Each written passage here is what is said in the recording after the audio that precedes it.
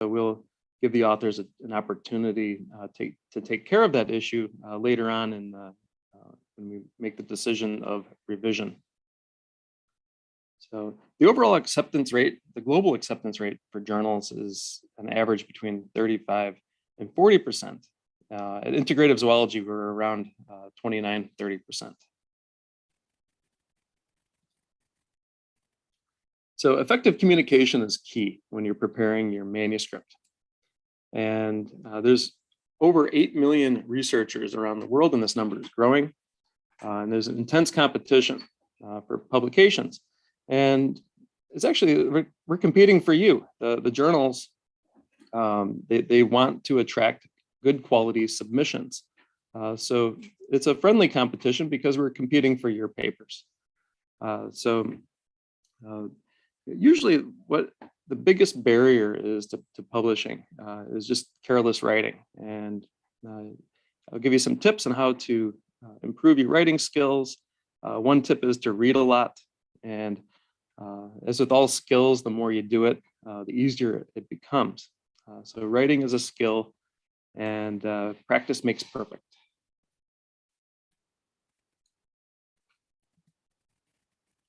So here are some questions to think about before you start tackle writing. Think about why you want to publish your work. Decide what type of manuscript to write.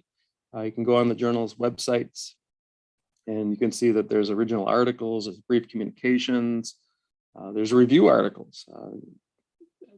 Journals love review articles. They tend to get cited more than basic research.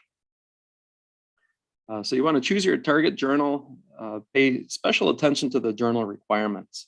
Every journal's website will have guidelines for authors. I urge you to check that out. They'll give you some tips on how to format things like tables and figures, and you can pay attention to the structure of the paper. For example, some article types will have the methods, we'll have the results and discussion sections combined. Other journals will have those sections separate. I ask that anyone, your microphone, please mute that until the end of the webinar.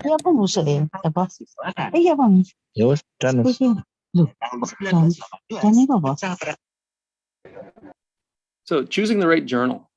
Choosing the right journal is of paramount importance.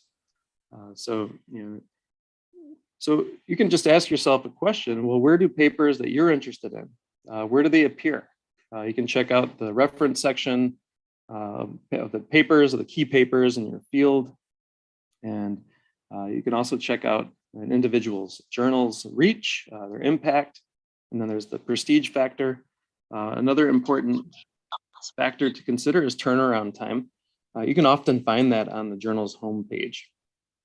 Turnaround time is basically the time from submission until the time to first decision. And they also report time from submission to final decision. And journals, as I said before, are competing for your papers. They tend to advertise their turnaround time. For example, if you need a publication to meet a graduation requirement or a job promotion requirement, or to satisfy the requirements of a grant, you want to pick a journal, especially if you have a time constraint. You want to pick a journal with a fast turnaround time. It depends on a lot of reasons for turnaround time. If it's a very specialized subject, it may take longer for the peer review to be completed. Are there any upcoming special issues that are relevant to your research? You may want to target that journal. So note the journal's aims and scopes, and of course, double check to see if it's Scopus indexed. So tips on writing your first draft. It's always great to start with an outline. So you can make a mind map or a bulleted list, and you can keep one thought and argument per paragraph, and then you can string together the arguments. There's some examples of some mental maps and how to basically establish the flow of your paper, identifying what the topic is, getting background, what is the gap in knowledge that you're trying to fill, and basically how your research will answer that question and fill in that gap in knowledge. So tips on writing your first draft. You want to consolidate all your information. Typically, you'll already have tables and figures already prepared, especially if you're attending lab meetings or have attended some conferences. These should already have been prepared, and that'll help you construct your outline. And then you can start writing in your own voice. And it's great to break the paper up into parts. And I'll show you how to structure the different parts of the manuscript. And you can have it's important to be consistent throughout the manuscript. You should have a main message of your paper. This will appear in the title, the abstract, the last paragraph of the introduction, and then again in the discussion and conclusions section. So here's some important parts with writing a manuscript. Language and grammar, it's important to get that right. Note if there's any differences, even in English, between UK English and like British English and American English. So check which journal that you're targeting and format it accordingly. Journal editors like to have clear and concise writing. It's a lot of papers actually start out as thesis chapters, and they're incredibly long. So it's good to consolidate the information and have your manuscript as clear and concise as possible.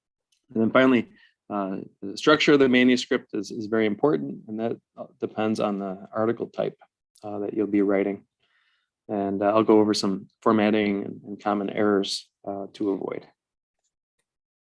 So here's some formatting tips and common mistakes to avoid. You want to make your manuscript professional sounding and have it be clean and clear. So avoid an informal tone.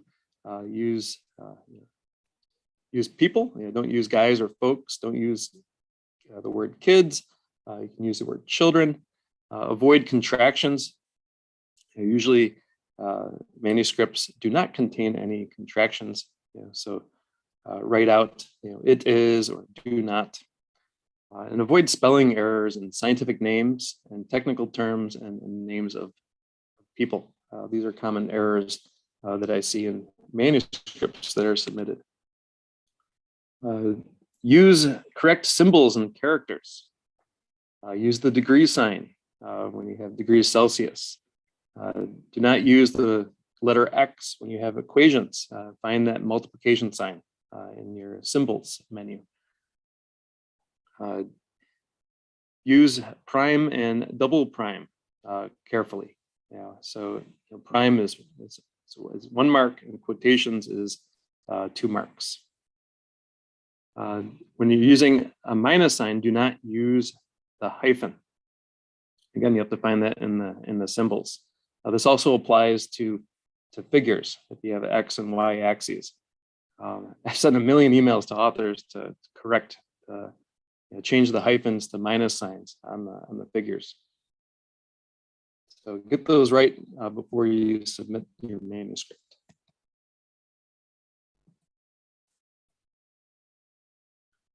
A lot of papers are in biology, and it's important to check the official names of genes, like human genes, and their accepted symbols. Gene symbols are usually italicized, and protein symbols are not italicized. The gene is italicized, EGFR, and then the actual protein is non-italicized. So be careful when you're editing your manuscript to make sure you get these little tiny details correct. There's a lot of data that usually goes along with the manuscript. For example, if you have a manuscript that has a lot of genetics components to it, make sure you submit your sequences to the GenBank. And you want to check the journal's requirements for how to submit your data along with your manuscript. There's some databases that are frequently used. For example, the Nature family of journals has several databases where you can submit your raw data. So again, gene symbols are are all in uppercase, and they're italicized. Protein symbols are also in uppercase, and they are not italicized. That's with humans, non-primate chickens, and domestic species. And then it's actually interesting that rules change depending on what animal you're working on. For mice and rats, the gene symbols are italicized with only the first letter in uppercase. And then protein symbols are not italicized, and all letters are in uppercase. And then plants will have their own format as well. And everybody will get a copy of this PowerPoint. So if I'm going too fast, you'll have an opportunity to go over this again. So inserting special characters, you can just go to symbols and then special characters, and you can find a lot of these characters, such as the degree sign and the minus sign and so forth. Use SI units for quantities. There's no plural form when you use units. So 1 kilometer, 2 kilometer, it's both km. Don't forget to insert a space between the number and the unit. And there is no full stop on the abbreviation. And use capitals if named after people, and also like watt, volt, Pascal. These symbols or these units will have capital letters. But do not capitalize when you spell out Pascals. So if you spell out Pascals, you can use lowercase. Use ordinals correctly. For example, 23rd instead of 23rd, and 21st instead of 21st. So Roman numerals do not take ordinal suffixes such as st, nd, rd, and th. So get those correct. Usually dates have the day, the month, and then the year when you're mentioning dates in a manuscript. Never start a sentence with a numeral. If you must start a sentence with a numeral, you can spell out the numeral, or you can put some words like sections of or a total of, and then you can write the numeral. Also use the singular form when you're writing about numbers. For example, use 2 million instead of 2 millions. And this applies for all scientific units. So use the singular when you're talking about units. Another common mistake with numbers, you want to hyphenate compound numbers. So here's the incorrect sentence, 25-day-old seedlings. This actually, the incorrect spelling, because it can either mean 25-day-old seedlings, or it can mean 25 one-day-old seedlings. So you have to be careful and hyphenate what you actually mean. So are they 25-day-old seedlings or 25-day-old seedlings? So that's why you want to hyphenate it, because you can be more precise, and the authors or the readers and the journal editors will know what you're talking about. Another language concern is plagiarism, and you can get around plagiarism by paraphrasing correctly. There's like a little cartoon here, moo, hey, I just said that, use your own words. Often when you're going through other manuscripts and using them, using the information and putting citations in your manuscripts, you will want to put the main ideas into your own words, and that's how you can avoid plagiarism. And that reduces the text overlap on the reports that the journal editors get, because we all submit your manuscripts to iAuthenticate, and we get a very detailed report matching exact word text overlap to previously published literature and also web-based sources. So it's okay to borrow ideas from a source, explain the ideas in your own words and include proper citations. And there's different ways to get around the text overlap problem. Plagiarism occurs when you do not give credit to previous work done in the field and present earlier work as your own. That's the most extreme form of plagiarism. You may have used a methods or a technique, and you don't cite the research from the people that developed those ideas. Plagiarism also occurs when you pass off opinions and ideas of others as your own. Plagiarism can be reusing content from your own previously published work without acknowledging the earlier articles. This is called self-plagiarism.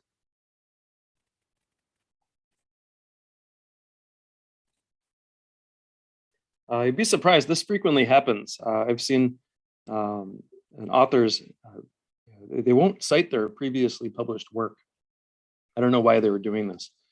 So the reviewers just asked them to please cite their previously published papers, which they did, and that helped to avoid self-plagiarism. And it's okay to have self-citations, but don't have an excessive amount of self-citations.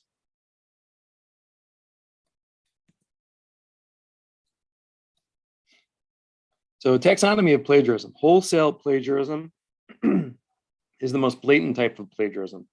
This is when authors borrow or steal materials written by someone else and submits the paper as if it was his or her own idea. But most plagiarism occurs as like a mosaic plagiarism. Yeah, you may have some words or phrases copied from the original source. It is okay to actually place in quotation marks the exact words from a previous paper. For example, if it's an important phrase that, like a historical phrase, you can put them in quotation marks. And there's conceptual plagiarism. This incorporates facts or distinctive ideas from a source without attributing citation. And structural plagiarism is adopting the original way of approaching a problem or issue from a source without supplying appropriate documentation, meaning you didn't cite the paper. So how to avoid plagiarism? Citations. Giving a proper citation will help you avoid plagiarism. So if you're unable to paraphrase another author's work, you can reproduce that verbatim and enclose the text in quotation marks and insert a citation and also the page number from the article or book that you're citing. When you paraphrase or summarize, rewrite in your own words. Try to put whatever the text or the idea that you're borrowing from the literature. Try to write in your own words. And it's important to retain the original meaning. So avoid self-plagiarism and text recycling from previous papers that will get caught in the plagiarism detection tools. And if you're stuck, you can use a professional editing service like Editage to polish the language. If you're not confident about your writing, they can also help reduce the text overlap.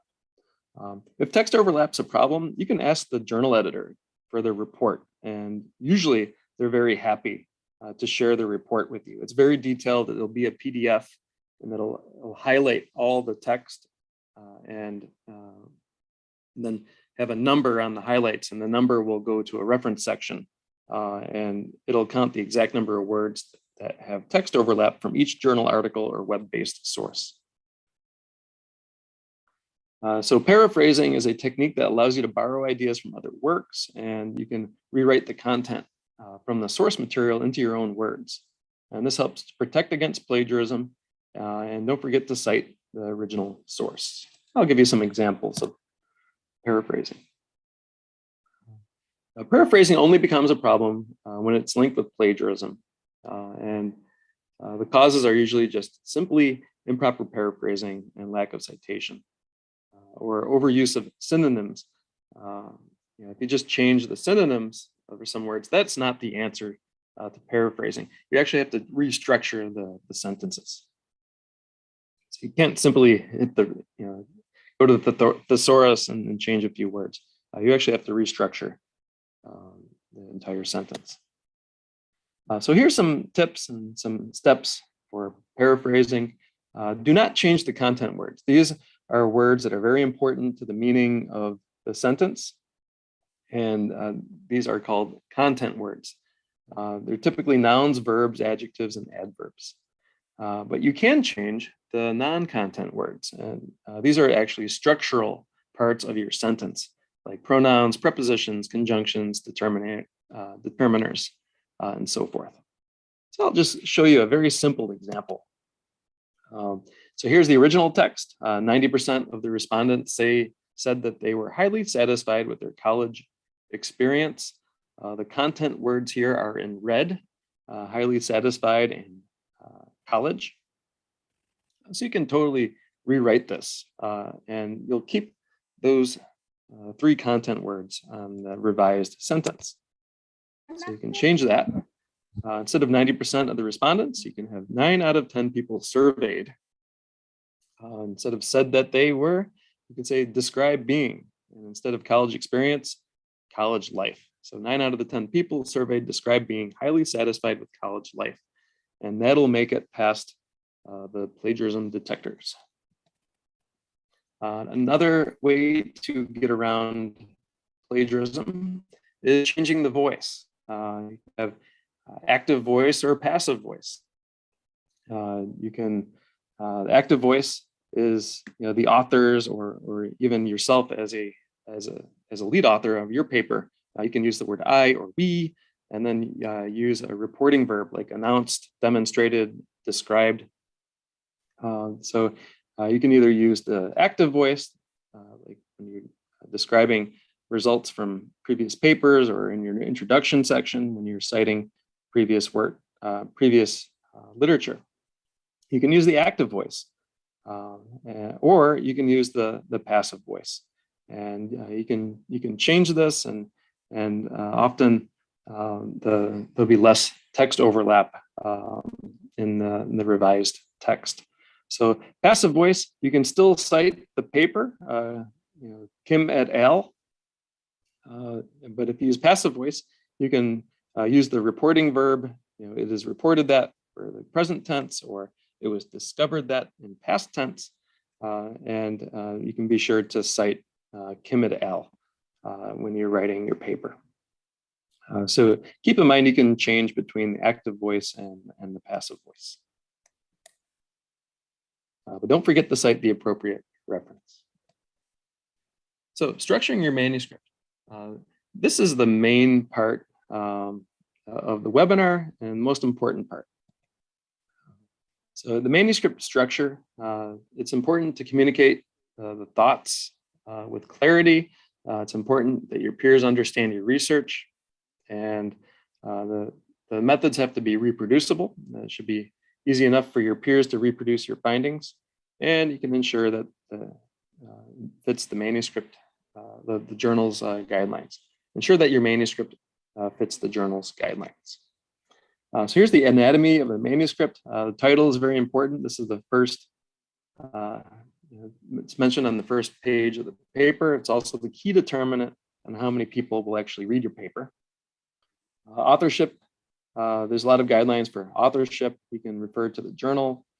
If you're listed as an author on the paper, you should be able to publicly defend the results and conclusions of the study. This is the main text of a manuscript, and it usually follows the IMRAD format. So introduction, methods, results, and discussion. And then there's other sections in here like keywords, acknowledgements, and references. Those are also important components, but I'm going to first focus on the main body of the manuscript. So how to structure your manuscript.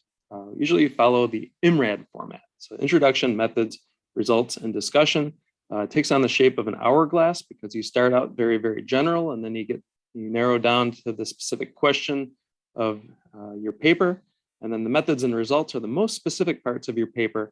Then the discussion section will restate the most important results, and then you'll start to generalize and put into perspective your results with respect or in the context with all the literature that has been published in your field. And it ends up being very, very broad. So here's a typical anatomy of a paper. Introduction is typically short, about 1 page, 1 to 4 paragraphs. Method section is 2 to 3 pages. You want to include enough detail here where the results can be repeated if another scientist follows your methods. Then the results section, this should be dominated by figures and tables and usually contains the least amount of text. And then a well-rounded discussion will be one of the longest parts of the paper. And typically there's about 30 to 40 references in total in a scientific paper that's an original research article. And discussion is usually about 10 paragraphs. So here's some steps on organizing the manuscript. You want to have the figures and tables already prepared before you start writing.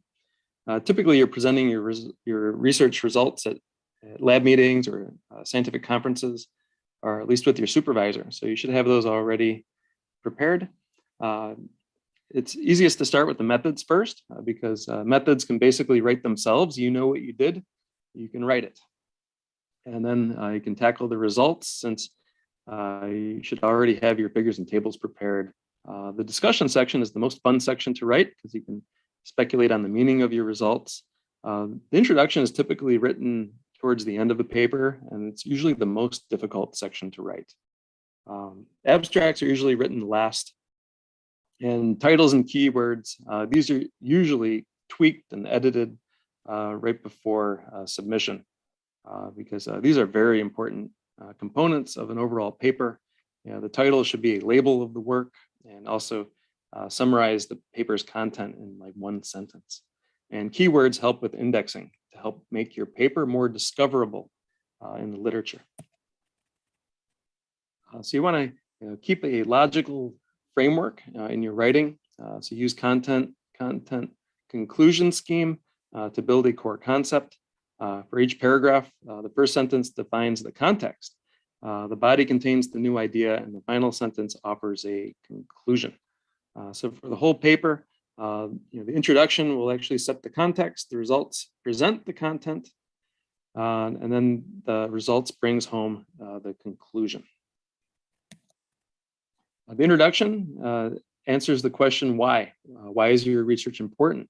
Why did you do what you did? What is the gap in research that you're trying to fill? So you want to state the problem, explain why it's important, and review the work that's been done so far to solve it. And then introduce your study by pointing out what is different about your study compared to past research. And you can introduce how your research will answer that question. The tense in the introduction is a mixture of present and past tense. So you use present tense when you state a fact or general practice accepted in the field. Past tense when you're discussing results of individual experimental papers, because these are finished events in the past. The present perfect tense when you have a summary or generalization about research in the field or trends in society with no specific time or date. For example, has been done. And then present continuous passive tense when you're talking about the ongoing situation. So you want to provide context, provide background information, say why the topic's important, mention previous research, past attempts to solve the problem, to answer the question. It's important to identify the gap in knowledge that the paper fills.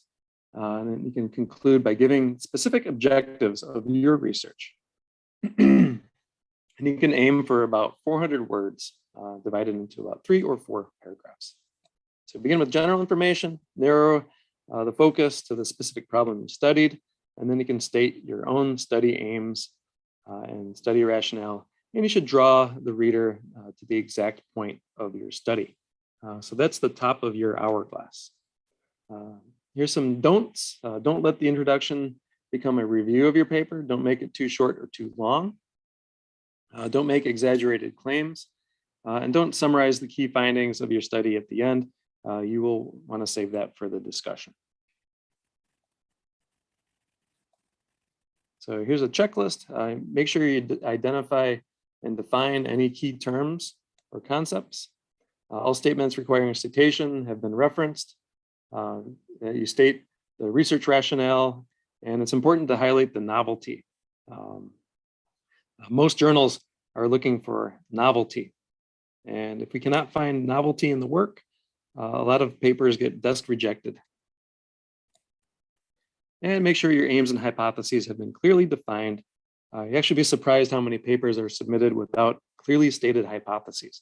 So it's important to state your hypotheses, and that all the relevant and recent background literature leading up to the current study has been included. So great tip for the introduction, pay attention to the first sentence. This should signal why the reader needs to care about the field and hint at the general problem. It should not be too boring or too general.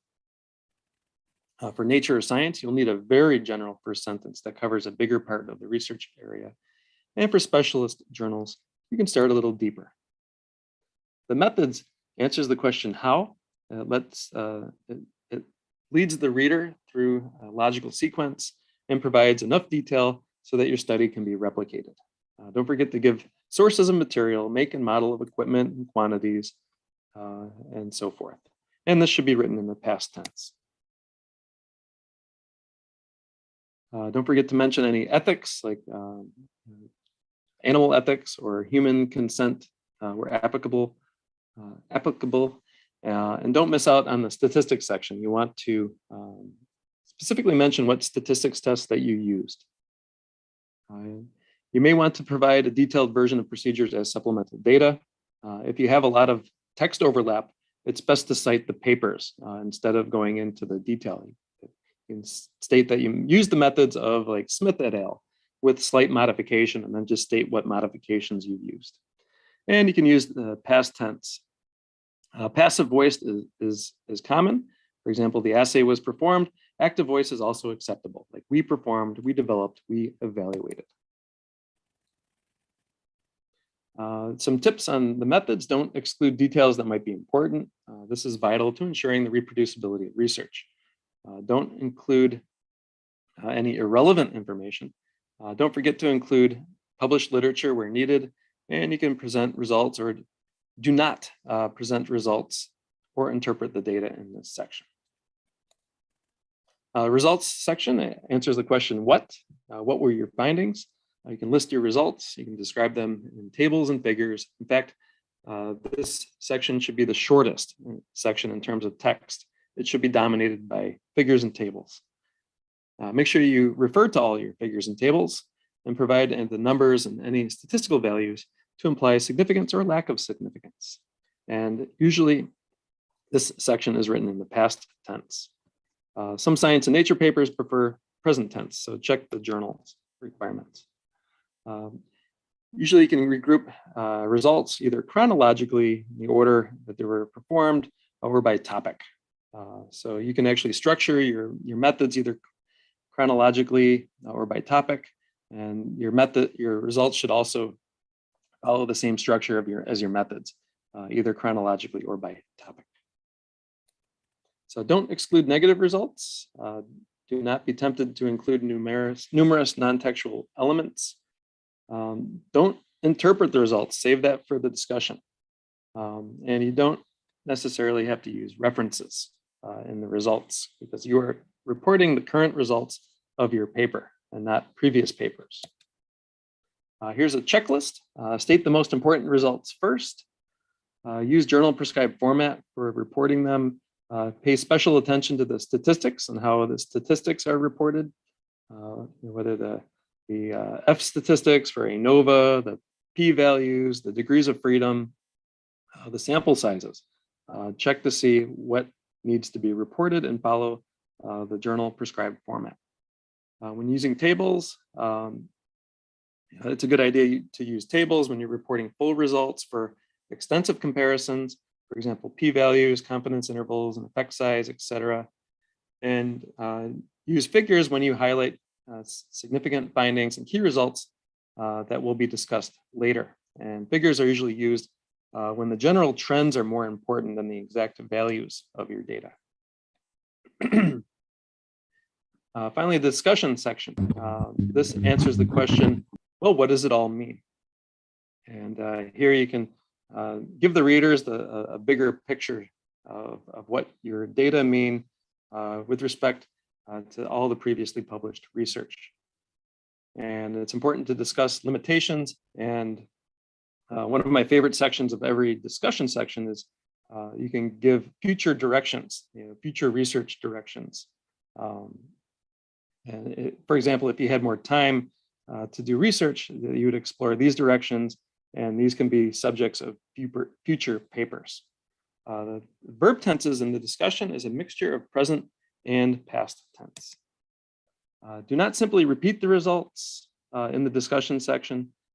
That's a frequent mistake. It's actually a mistake I made on my first research paper. I simply repeated the results.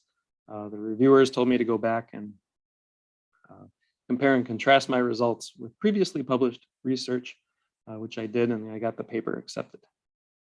Don't exaggerate or overgeneralize the results. Do not exceed, and your conclusions do not exceed what your data actually support. Otherwise, reviewers will ask you to tone down your conclusions. Don't criticize other studies. You want to discuss studies that support your research and studies that are in contrast with your research. You want to discuss those and give it a balanced view in the literature. Don't forget to mention the limitations and strengths, and don't forget to give the manuscript a sense of completion. And you can indicate opportunities for future research or future developments in your field or implications for society. Conclusions. Sometimes this is a separate section in a paper. These can be two sections that are separate, or they might be combined into one section. It's good to wrap up with a conclusion, no matter if there's something not to overstate the claims. You can state conclusions that are within what your data actually support in the paper. So don't try to stretch the conclusions, or you may be asked to tone those down. The abstract. This is a very important part of the paper. This is something we send to reviewers along with the title. And this is typically written last.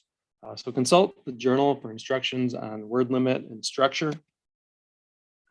Basically, it acts as a summary for the paper, and it influences the reader's decision about whether they're going to read the paper or not.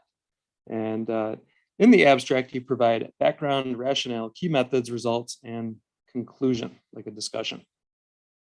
So actually, it's a miniature IMRAD, introduction, methods, results, and conclusion. Some abstracts are structured, and this depends on the journal. In the structured abstract, all these parts are broken down into separate sections, or maybe an unstructured abstract, and basically appear as one paragraph. So again, this depends on the journal. And here's a unstructured abstract in Nature or Science. It's a very short abstract. There's no clear structure, but it contains all the information: introduction, methods, results, and discussion. And more recently, there's visual abstracts or graphical abstracts that are being required. Integrative zoology now requires graphical abstracts. And basically, we ask authors to summarize the whole paper in one figure, and we limit the author to like 50 to 100 words as a caption to the visual abstract. Most research is now published online, and this helps make the paper be attractive and eye-catching, and encourages more reads and citations for the journal. Some tips on writing the abstract: don't present information that is absent in the paper. Don't ignore the word limit. Don't jump into the problem statement in the very first statement. Always give context. Usually you're giving a nice introduction sentence to start your abstract. Include abbreviations, but only if necessary. Make sure you define those abbreviations if you must use them. And don't include too much statistical data unless specifically mentioned by the journal.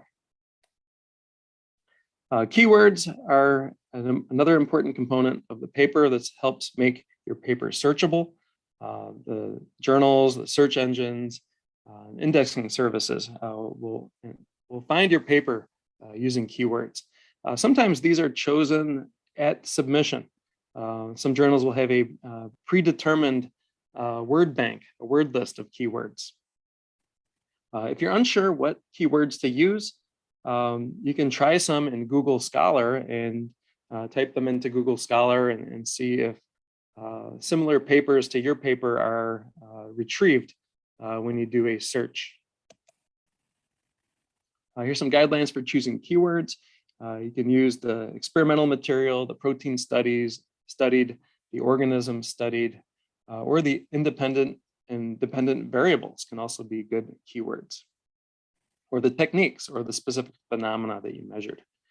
You don't want to use too general keywords, otherwise your paper will not be discovered. So you want to have them be very specific terms. A good title will capture the reader's attention. It also differentiates the paper from other journals or from other papers in the same subject. It also condenses the paper into a few keywords, into a few words, and also contain keywords to indicate what the paper is about. If you use the scientific name of the animal you're studying in the title, maybe you can use the common name in keywords. This will help make your paper more discoverable. So here's some steps into creating a title. You want to answer the questions: what is my paper about? What techniques did you use? What you studied? What were the results? And you can build a list of keywords and build a sentence using the keywords. And then you can edit the title. Ideally, a good title is 12 to 15 words. And you can reword the sentence you created to come up with a great title. And articles with simple and declarative titles are more likely to be cited frequently. And you can have some fun. You can make creative titles. For example, the mathematics of female pheromone signaling strategies for aging virgins, or actin like actin. 50 ways to love your lever, myosin motors. Mirror, mirror on the wall, who's the most malignant blastoma MIR of them all? So a lot of these are pretty funny. Carbon monoxide to boldly go where NO, nitrous oxide, has gone before. So they act as a label of your work. Real quickly, because we're running short on time, I'll just give you some tips on tables and figures. Make sure when you have your tables and figures that each should have a caption or a legend. Each figure or table should be able to stand alone. What this means is that the readers, like the editors and the reviewers, should be able to understand the table or figure without having to read the text. And also make sure you do not repeat the same information in tables and figures. I've seen that mistake happen very often, and we'll ask you to either delete the tables or delete the figures. Don't put the information in both. Choose one or the other. When to use a table? Use a table when you're showing numerous values or other data in a small space. Usually if you have 6 or more repeating units, then you can use a table. If it's less than 6 units, you should only report the results as text. Use a table when you want to show precise values and also to show complex relationships within the data, or comparing values or characteristics between multiple groups. Use a figure when it's more important to show the trends or the patterns in the overall data or differences over time, or to show a sequence of events or procedures, or to show complex relationships in data. When you do use a figure, make sure you can illustrate the variability of the data. Make sure you have error bars or standard error or standard deviation on your graphs.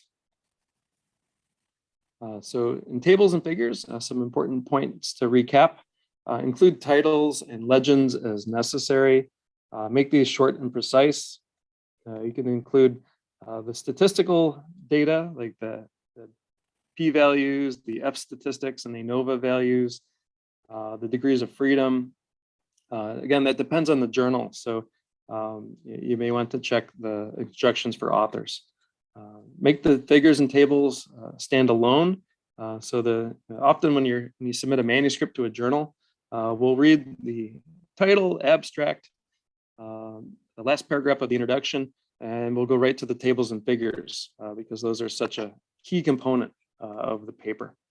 So make sure that these items stand alone. Never present the same data in tables and figures. This is just a summary of when to use the table, when to use a figure, or when to use text. I already covered this. Everyone will have a copy of the PowerPoint, so you can refer to this later. This is a useful summary. Here's a great example of a figure legend. This has an illustration of nerve cells, this immunostaining of nerve cells, and has arrows pointing to the synaptic areas, and also has a little bar here that indicates the size of the cells. So this is a great example of a figure that was published in Nature. So don't forget, if you have pictures, to use a scale bar. Here's an example of an unnecessary figure. This is simply 63.4% were women. This could simply be just used as text. So this is an unnecessary figure.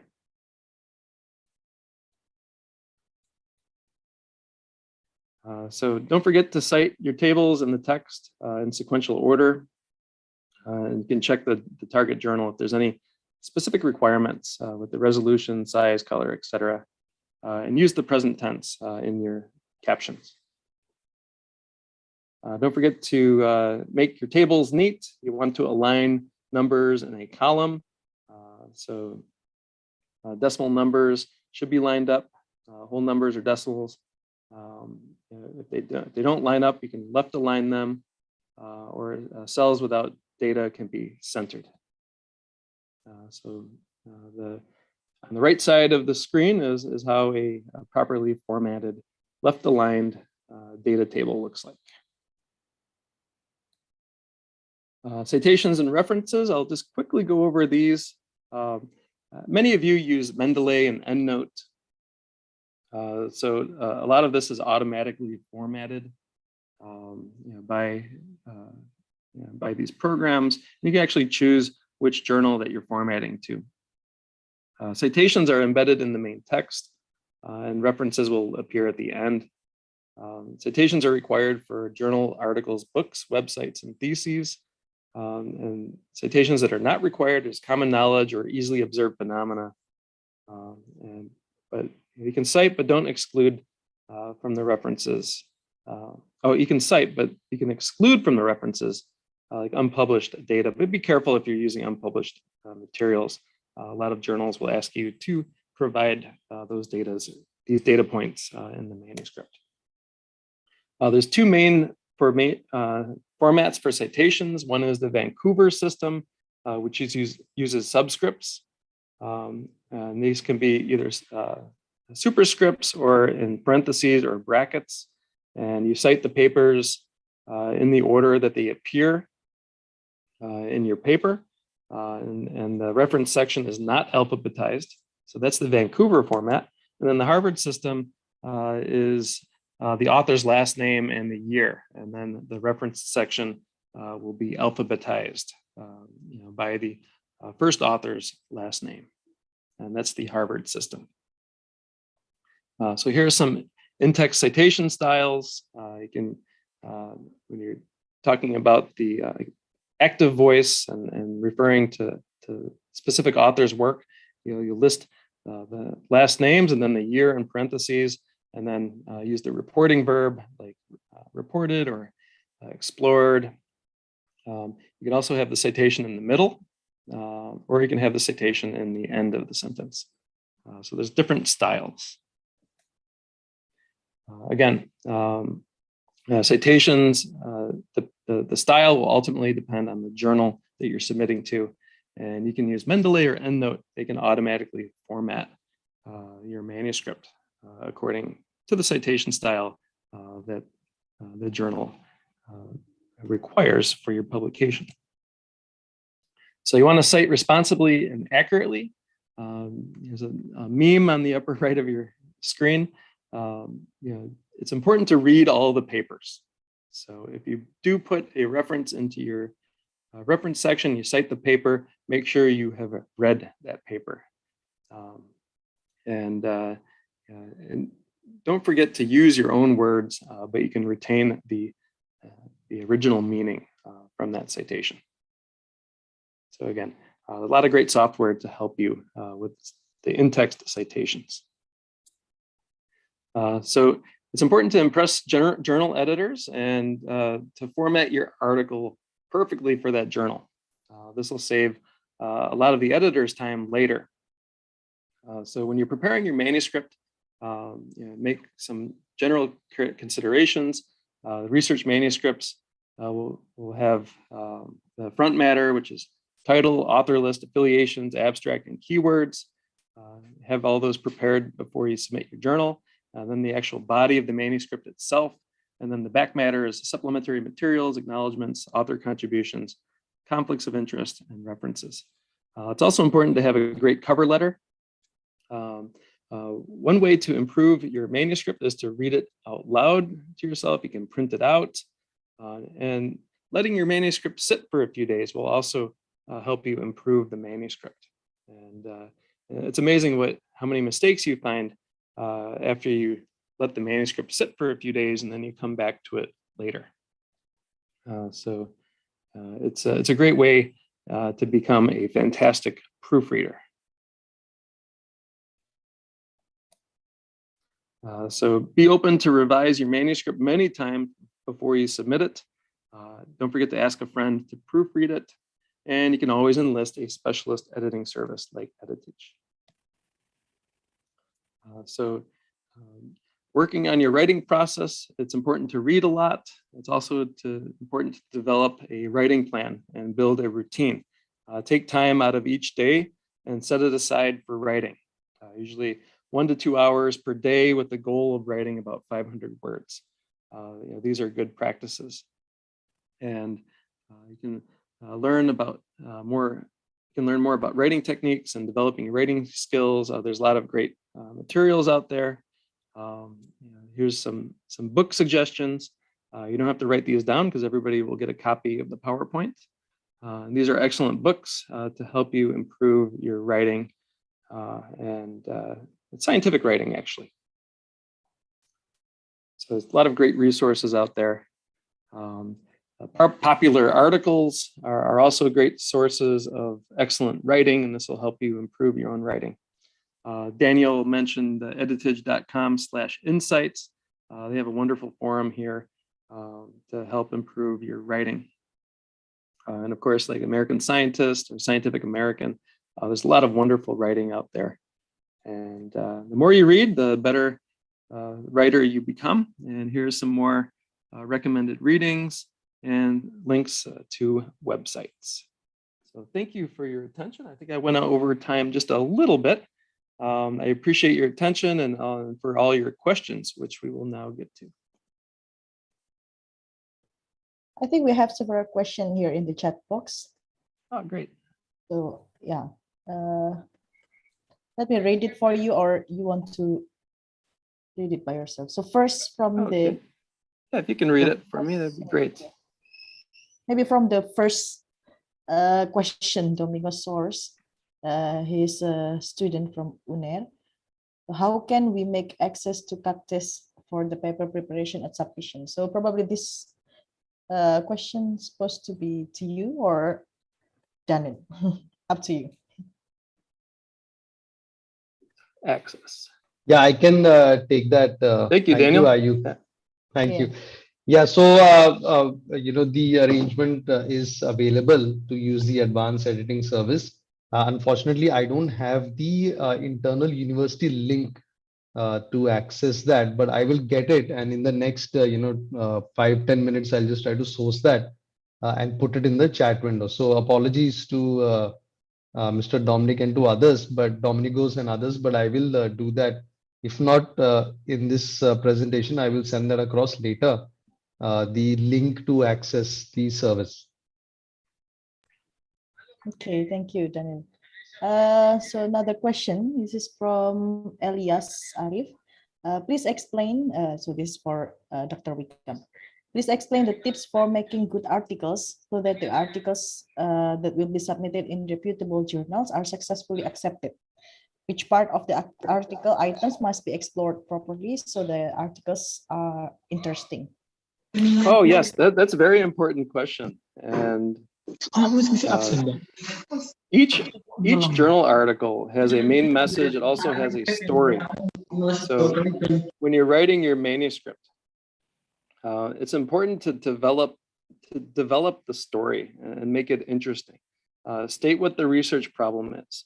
Explain what the failed attempts to solve that problem is, and then you present your research paper as a solution to that problem. And you can basically, sell your paper to the journal editors of, why is the paper so exciting? What breakthrough does it represent? How did you resolve the controversy? What is the novelty of your work? The first thing the journal editors at journals will look at is the novelty and also relevance. Does it solve an important question? Does it fill a research gap? So these are things you can start putting into the introduction, and these serve as like a hook for the reader to grab onto that hook and be excited and be interested in the work. So you need to actually be a good storyteller, and that's a big skill to develop. You can have a perfectly formatted manuscript, but it also has to contain an interesting story as well. Okay, yes. Thank you for the question. Mm-hmm. So yeah, there is also a question from Arianti. So this probably goes to Daniel again. Do you mind to inform regarding the proofreading surfaces and the cost for our references? So again, I'm still trying to source the link, from my coordinator in the university. From what I understand, it's there isn't any cost for the researcher for using the service, and you just need to speak to the right person within the university. So again, I will source that information. If I can't give it to you during this webinar, I will pass that on to Ms. Ayu to share with all the attendees of this webinar. Sure. Thank you. So, okay, another question from Mr. Domingos. So for Dr. Jacob, please give clarifying for us about if the author is beginner to develop their manuscript and they have a limitation of the writing skill, also lack of the author guideline interpretation, language challenge, what mechanisms to solve these conditions by a beginner? Oh, so for the beginner writers out there, there are some tips on how to outline manuscript. And actually, I have these materials prepared, and this is a very big question. I just can't answer it in 1 or 2 minutes. But I'd be happy to share how to outline your paper, because that helps to actually set the stage for your writing, and especially helpful for beginners.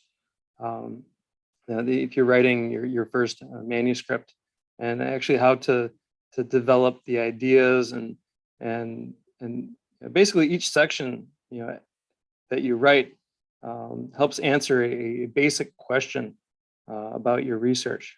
Like the introduction is why did you even do your work? Why did you start the work? Why is it important? And then the methods is what did you do to answer the question? You describe your methods, results. What did you find? And the discussion section is, well, what does it all mean? And you know, each manuscript, it's different than a dissertation where you have no word limits and you can really go deeply into your problem. Manuscripts are very concise pieces of information. They communicate usually just one main idea, and it's an important skill to develop. So I'll share this not only the outline but also how to write your first draft. I've actually taught some courses on these subjects, and I'm happy to share through our Editage partners handouts for you. So Thank you. not an easy question to ask on a 1 or 2 By minutes. the way, there are several persons here. I wanted to receive your PowerPoint presentation. Is it okay to you to share with them? So Yes, I think, absolutely. yeah, Ms. Ayu, I will, once this is done, Okay. share that with you over email, and then you can disseminate that with the participants. Okay, thank you. Okay, so we still have time. Maybe is there any question from the audience? Again, Yeah, you feel can. free to ask questions. Like you can unmute yourself or raise your hand. Yes, right. I'd love to tell you about my experience as a journal editor. What my personal experiences with. We do work with a lot of junior authors.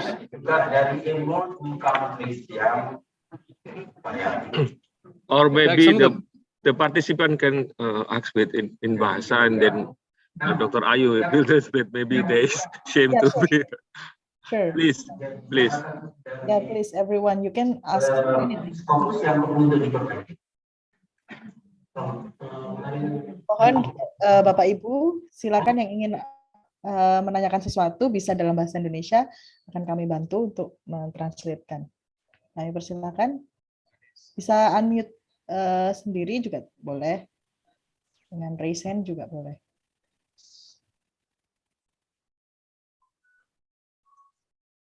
Yes, one of the main points in the beginning was like journal selection is really important. And whether a journal is indexed or not is also important. You have to be careful of journals that are only indexed in Google Scholar. They might be a predatory journal. The landscape of journal publishing is changing dramatically as well. You may have noticed there's a lot more open access journals. And unfortunately, a lot of them are predatory journals. I didn't have enough time in the presentation, but there's actually a list of journals, the Beals list. And I don't know if I have a copy of, someone can copy and paste that list on the chat. This would be a great resource, for people to check out whether a journal is a predatory journal or not. One of the most common emails I get in my junk mail folder are invitations from predatory journals to submit papers. And usually I get these invitations right after a conference. Someone, these companies, these predatory publishers and journals will copy and paste the title of my talk and put it into the email and then invite me to submit a paper on that topic. Every invitation, it doesn't mean it's a predatory journal, but there's a useful list that you can use to check that. Most journals now are considered hybrid journals. For example, Integrative Zoology is a hybrid journal, which means we're a subscription journal with our publishing partner, Wiley. And we also offer an open access option as well, because a lot of the researchers are required to publish their papers as open access. So it doesn't need to be a strict open access journal. You can publish in a hybrid journal and then elect to make the manuscript open access. Open access journals, they tend to be expensive. I think the average cost is about $3,000 now for an open access article. These can be covered if you have a grant, but a lot of authors cannot afford to pay these fees. So Plus One, one of the first open access journals, they have a program to reduce the open access fees for developing countries. So you may want to check that out. They may be able to reduce the cost by like 50%. So, you know, the landscape is constantly changing. You know, there's less and less imprint journals, and more journals are published exclusively online.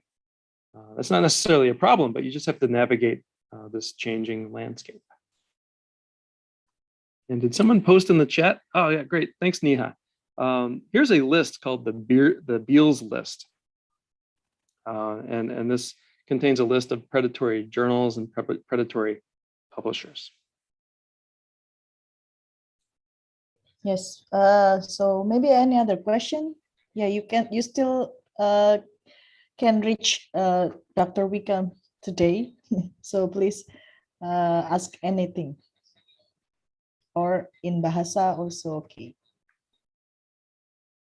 Yeah, if you think of questions after the talk, feel free to email them, and oh sure. Typically have to give responses afterwards.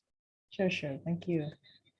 Because for today's meeting, we are not only inviting our academicians, but also there are some of the academicians or lecturer from outside of our university. So this is special occasion because usually we just only invite our academicians. So yeah, maybe somebody has a question or not. Is it possible, for example, you share this PPT? Oh yeah. Yeah, who's talking? Me. It's a Dwi Augustine. Okay. Yeah. Do you want to ask question? Silakan Bapak Ibu teman-teman sekalian, terutama mahasiswa S3 ya, PhD student, silahkan untuk dieksplorasi karena Anda nanti punya kewajiban untuk menulis gitu. Ini mumpung ketemu dengan pakarnya, jadi jangan malu-malu. Pak, saya nggak bisa bahasa Indonesia, bahasa Inggris, silakan pakai bahasa Indonesia. Nanti akan diterjemahkan oleh Dr. Ayu. Jadi jangan malu-malu, ini mumpung ada kesempatannya. Jangan khawatir, ini juga direkam, nanti bisa dilihat di YouTube juga.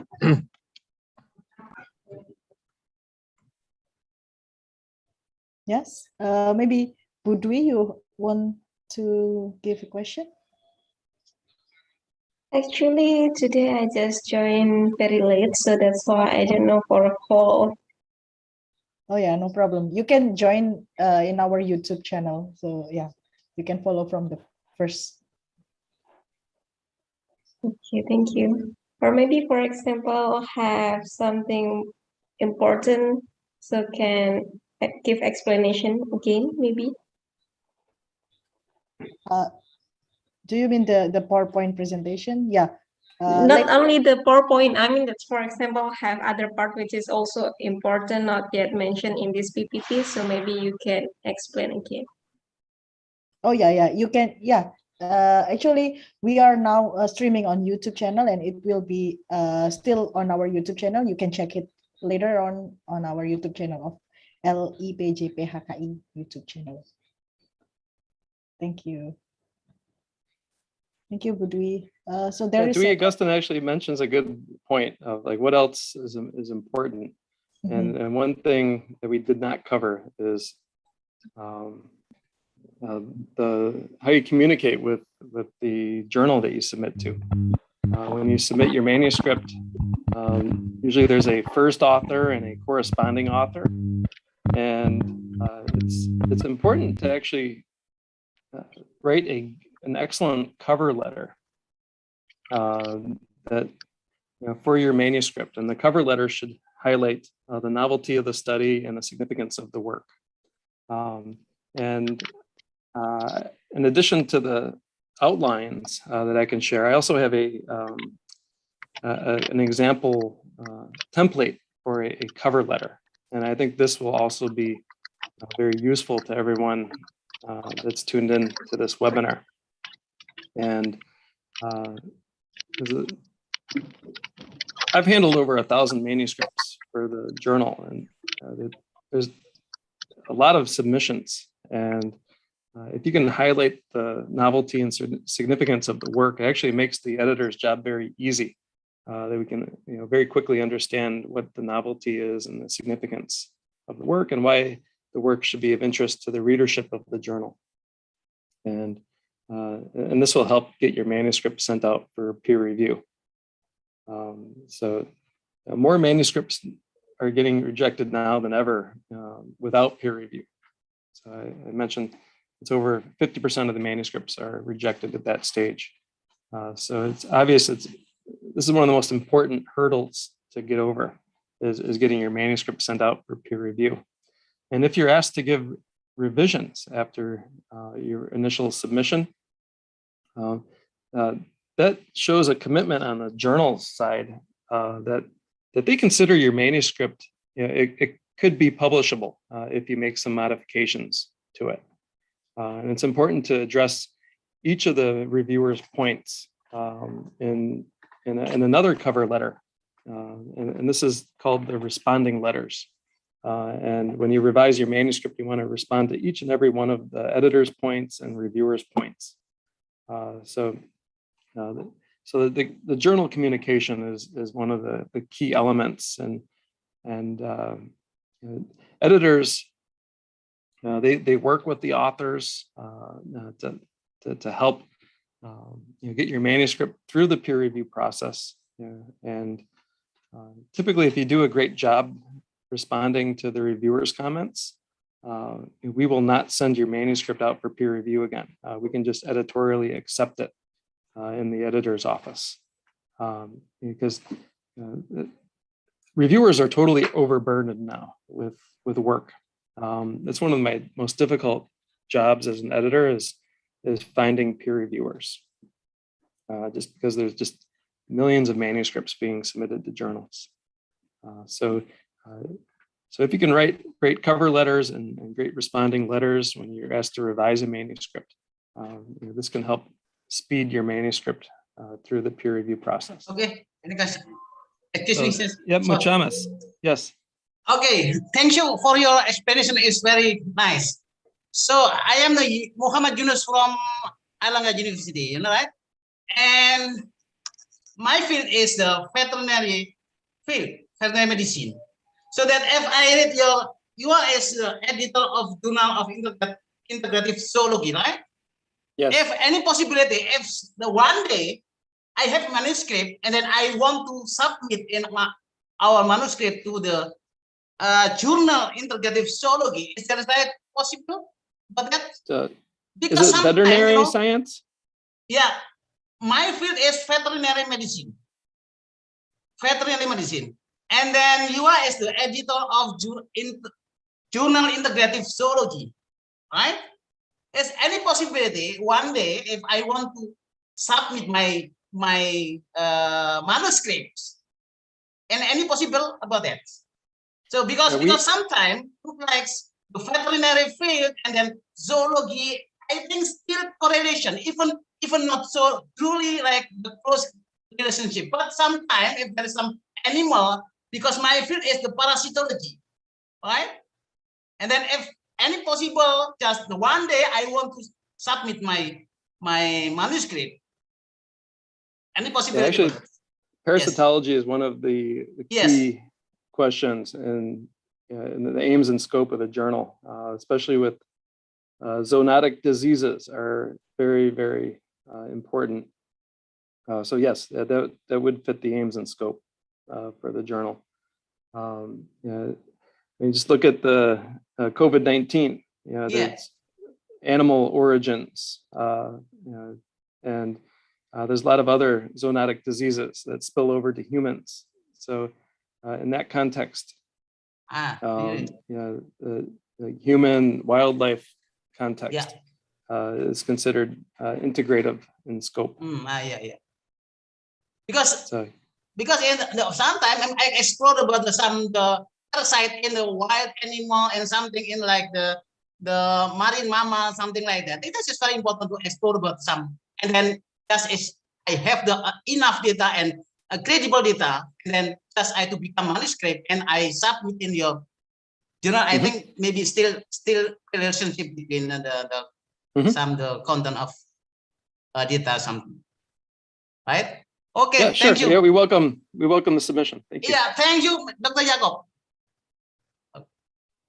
Okay, so There's more chats. yep. So there is from Nur Izzati. So what are maybe this is in your opinion, what are the chance of being accepted if we proofread using proofread with the tools like Grammarly? What do you think? Oh, you know, I know some very well-established professors at very top universities, and they encourage all their students to check their manuscript with that program, and it helps catch the silly little mistakes. But it's better to actually have a colleague look at it, put the draft aside and come back to it later, or if you're really stuck, use a specialist editing service, like Editage. But it is a useful first check for sure. I even check my own papers with it, and I'm always surprised how many silly little mistakes, with like the singular plural verb agreement and articles and tiny things like that. So, Okay, thank there's lots you. of tools So, out there to help you. yeah. So the next question is from MDA. I don't know her longer name. So Dr. Wickham, would you please explain to our student, is it necessary to always use a theory in writing a journal article? So, well, I guess theories are big. Probably mean like a hypothesis, a research question. So yes, it's an important component to scientific manuscripts, is that you're exploring a research question, a research problem, and it's important to state that in the introduction. If you don't have a specific hypothesis, you can state the research problem, and that will also help satisfy the criteria for most journal articles. Even some review papers, like a meta-analysis, will usually have a research question that they're trying to answer. Otherwise, your research report may be just too descriptive. Your data do not come together in a hypothesis-driven study, which that's a red flag for editors. So yeah, it's important to frame a question, not necessarily specific hypotheses. Okay, and this Thank is you for the question. Yep, thank you. So this is also a question from MDA. So based on her, in Microsoft Word, usually we can check the level of language of the English. 13 and above is for college level. What level of English is acceptable for a journal articles? Could you? I'm quite new to this. Daniel, do you know this function in Microsoft Word? I also just knew it from her. What is the function again? The editor tool, is it? In the Microsoft Word. So based on her, the Microsoft Word can usually check the level of language. Level of language. Yeah. I know the editor tool now. What was earlier the spell check now gives you a percentage in terms of how ready a manuscript is, and typically you want to complete your spell check, and at the end of that spell check it's close to 100, and that's when you've checked everything. But I'm not sure if it's the same thing as the level. So yeah, I don't think journals are checking this for sure. So they're probably using the traditional methods of just reading it and ensuring that it's in native English, and it's it's lucid in how it flows. So best not to depend on this score if you are. Yeah, because there is Editage to translate your manuscript, right? Absolutely. There's a reason why we exist. yeah, another question is from Miss Yudhistira Ayu. Sorry, I cannot open the mic. Hello, Mr. Jacob. I think it's interesting topic. By searching in Google Scholar, I see that the articles has been cited at least 300 times. So how to determine the quality of journal articles based on how many citation, or maybe there are another reasons? Thank you. Okay. Yeah, there's a lot of discussion on impact factor, and the impact factor is basically the average number of citations for an average article. So they over a 2-year citation window. So you may have a paper that's not cited at all, and there's another paper that's cited 1,000 times at that journal. And these are just basically rough estimators of the journal quality. The real measure is, I think, each individual paper. When a professor goes up for tenure, they shouldn't look at the impact factor of the journal. You can look at the number of citations that your specific paper was given. You may have published in a low impact factor journal, but that you have a couple hundred citations. I think each article can be evaluated individually, and ultimately it's reader evaluated because the scientific community is referring to these papers. It might be a controversial paper. That might be why it's getting cited so much. So I mean, there's a lot of reasons for a citation. I don't know if it's a marker of quality or not, but just it's a marker of attention for sure. But how the article is being cited, I think, is also important. So again, there's a lot of measures out there, but if an article is cited 300 times, it's usually an excellent sign. Okay, thank you, Dr. Wickham. So I think there is no more question in the chat box. So do you have any conclusion to say to the audience? So Daniel? Yeah, I was just waiting if you had anything to close with. I have just a few comments. Do you have any closing comments, Jacob? Yeah, so I'm going to be following up with everybody with a cover letter template and then some advice, because there's a lot of questions on writing for beginners. Just as my experience as a journal editor, I've seen a lot of manuscripts submitted to the journal that, these are obviously thesis chapters from students' theses and master's theses and doctoral dissertations. And we tried to work with these authors and encourage the publication, because that's actually where some of the best science that's done in the world as a result from master's theses and dissertation theses and postdoc work. So we're as a journal and actually as a scientific society, because we're part of the International Society of Zoological Sciences, really promoting early career researchers. So I'll share those additional materials with you. And also, check out editage.com/insights. There's a lot of great materials for early career researchers, and I'm happy to share all these additional materials with you on outlining and drafting your first draft. So thanks for your attention. I can turn it over to Daniel for closing comments. Yeah, thank you so much, Dr. Jacob. I just want to thank all of you. There's still 191 of you online, so thank you so much for your patience.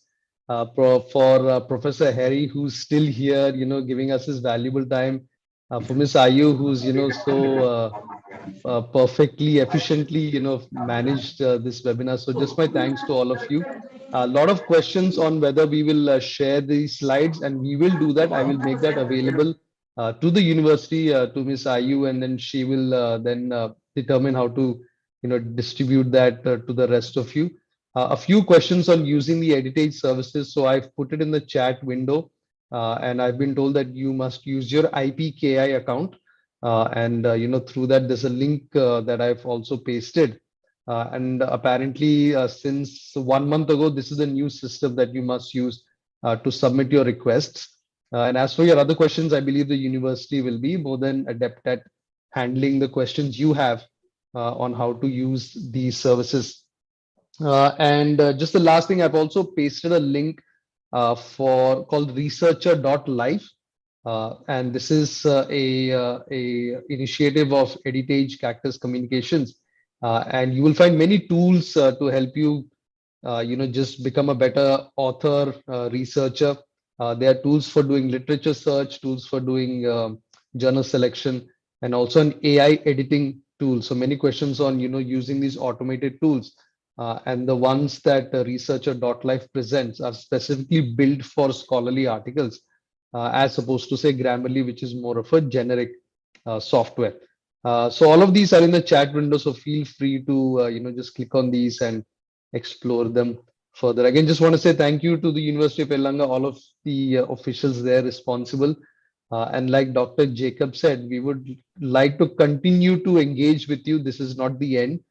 So we're very happy to receive questions, respond to them, send over handouts, help material, and then looking forward to also the next time that we can meet like this in a webinar setting. So thank you, everyone. Thank you, Daniel. Thank you, Dr. Jacob. Thank See you next time. Yeah, thank you, Harry. Thank you very much. Hope to see you again. Thank See you. you. Good luck with all your research and publications. Yes, thank Thank you. you. Bye-bye. Bye. Baik. Bapak Ibu mohon mengisi link evaluasi yang sudah kami kirim untuk kami kirimkan sertifikat kegiatan. Atau kalau mau ada yang bertanya lagi ke kami, mungkin nggak apa-apa, bisa barangkali tadi sungkan gitu ya. Silakan ini. Ya Pak, ini saya mau tanya lagi. Nanti PPT-nya ini di-share di mana ya? Ya, nanti di ini Mbak Dwi ini Unair atau bukan? Bukan Pak. Oh bukan. Nanti silakan buka di webnya lembaga ya. Di lembaga nanti bisa kita timbulkan sana. Atau kontak saya juga nggak apa-apa. Nanti saya share sini. Ya, Ya. Di web ada kontak personnya.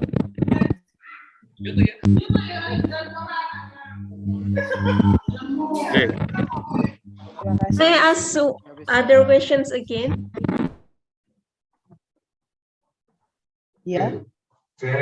What is the most important things reviewers see from our papers? Ini Dr. Jadi cuma Ferry Mawan yang menjawab. Ya, jadi gini aja, kalau misalnya mau berbincangnya di sini kan waktunya terbatas ya. Nanti teman-teman mohon Bu Dwi bisa mungkin kenalan gitu, dari mana Bu? Oh iya, saya kuliah di Cina Pak, tapi saya sekarang stay di Indonesia karena kan masih belum bisa kembali ke Cina. Kalau boleh saya minta kontaknya yang bisa dihubungi, email atau apa? Oh ya, Bu Ayu mungkin dikasih alamatnya web kita itu. Di sana kan ada kontak person dan sebagainya ya. Nanti coba di chat itu kita akan kasih. Dan biasanya informasi ini kan teman-teman juga banyak ya dapat dari Facebook saya atau mungkin WA saya. Saya kira nanti bisa kontak ya. Dicari aja Harry itu nanti di website sudah banyak kok. Wajah saya nanti juga ketemu di mana-mana. Bukunya juga ada. Ya, nanti bisa Mbak Dwi, silakan. Kita kalau misalnya nanti mau kerjasama dengan teman-teman yang sesuai bidangnya ya, kita coba carikan ya, biar hasilnya tidak hanya di sini. Kita ini mau multidimensi ya, teman-teman punya banyak teman, mau penelitian, mau nulis bareng, mau ini mitra dan lainnya, silakan ya. Gitu Mbak Dwi. Iya Pak. Itu ada alamatnya, silakan di. Baik Bapak Ibu, kalau tidak ada saya pamit dulu. Matur nuwun Prof. Ferry. Iya, matur nuwun. Terima kasih Bapak Ibu. Assalamualaikum. Waalaikumsalam. Bapak Ibu mohon diisi evaluasinya. Jika sudah, kami akan tutup acara hari ini. Terima kasih. Saya akhiri. Wassalamualaikum warahmatullahi wabarakatuh. Selamat sore. Waalaikumsalam warahmatullahi wabarakatuh.